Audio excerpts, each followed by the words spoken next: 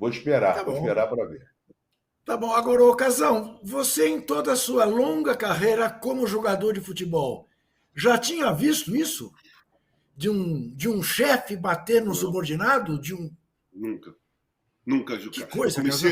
Eu virei profissional em 81 e fui parar em 94, assim, com um contrato de um ano de campeonato. Eu joguei um pouco no Paulista e joguei um pouco no São Francisco do Conde, mas foram meses. Contratos mesmo de um ano, dois mais, foi de 81 até 94. Eu nunca vi uma briga, uma agressão de um cara da comissão técnica a um jogador, nem de um jogador a um cara da comissão técnica. Eu já vi bate-boca, já vi discussão, já vi o cara ficar afastado um tempo, já vi tirar do time, sabe? Já vi ser multado. Mas a agressão física é a primeira vez que eu vejo na minha vida nessa situação aí. O pacote é muito feio. Gente, o pacote é muito feio. Não é, a agressão não aconteceu de uma hora para outra. Já estava se desenhando uma agressão ali, é óbvio. E ninguém tomou uma providência ou ninguém prestou atenção que o pavio estava curto do negócio. Eu acho que o Sampaoli foi muito mal nessa história.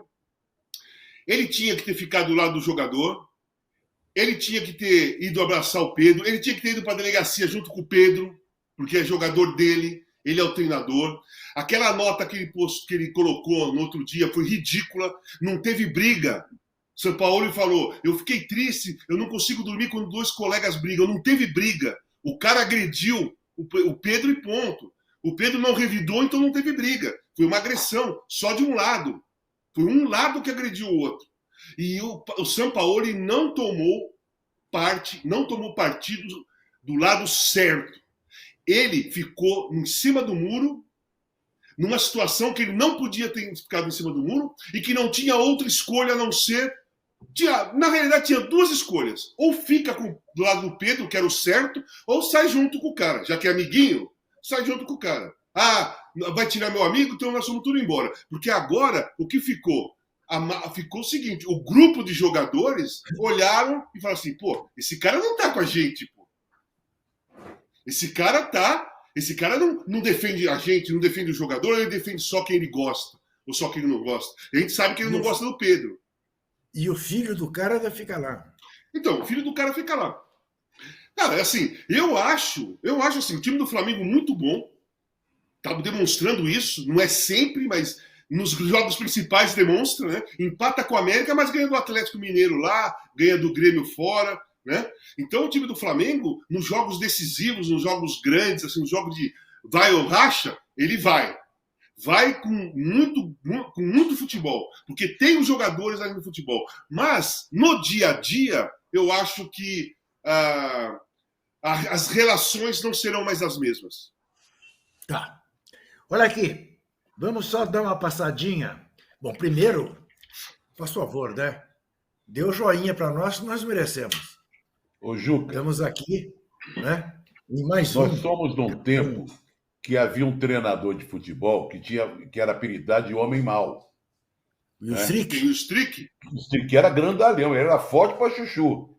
Mas ele nunca. O pessoal ficava com medo dele pelo tamanho dele, né? Mas não que ele tinha uma imagem que ele batia no jogador, ele não bateu em ninguém. É que como ele era quase, vai, mas vamos lá, quase. O Nelinho era uma vítima dele. Ele era bruto. O Nelinho era um dos... Ô Zé, o Mário Viana como árbitro chegou a bater em algum jogador? Olha, o Mário Viana tem uma história famosa, que ele era do bairro da Urca, ali no Rio de Janeiro, que não tem saída, né? Termina com Forte. E ele, nos dias ali de Natal, que antecediam o Natal, ele se vestia de Papai Noel e distribuía brinquedos para as crianças ali da Urca. E teve um dia que um bate-carteira, naquela época tinha muito, gatuno, bate-carteira, bateu a carteira de alguém ali na Urca e começaram a correr atrás do cara. Foi o primeiro dia que as crianças viram o Papai Noel correr atrás do gatuno. Ele largou o saco de brinquedo, correu atrás do batedor de cadeira, deu uma surra no batedor de cadeira, e as crianças gritando, viva Papai Noel, viva Papai Noel. Era outro cara muito grande e grosso. Mário Viana com 2 N's. Olha aqui. O Marco Costa lembra do tapa do Carlos Alberto no Bebeto. Não, entre jogadores teve o Romário também. Não, mas qual Carlos Alberto? Não entendi isso aí. Porque assim, ele pode estar confundindo. Porque na Olimpíada de 84, o treinador foi o Jair Pisserni. Lá em 96, com o Zagallo, foi o Bebeto. O Bebeto não jogou com nenhum treinador Carlos Alberto na Olimpíada. Se for o jogador Carlos Alberto, eu também não estou lembrado de nenhum jogador Carlos Alberto que tenha disputado a Olimpíada de 96. Não, jogador com jogador tem muito. Não, o teve o Romário não Lúcio. chegou aquele Não, baixinho do Madureira lá? Teve o Lúcio com o Roger na Olimpíada de 2000 que eu estava lá. É verdade. Isso. Mas aí foi jogador com jogador. Não foi um superior a um subordinado, ou vice-versa.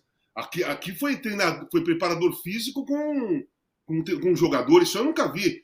A comissão técnica é aquela que tem que ter equilíbrio emocional para tratar do jogador, tentar motivar aquele que está mal, motivar aquele que está bem, sabe? Tentar resolver problemas. Por exemplo, quando eu estava alguma coisa chateado e tal, o seu Mário me chamava lá para conversar, o seu Mário Travalini. Conversava muito com o seu Mário Travalini, principalmente no começo, né?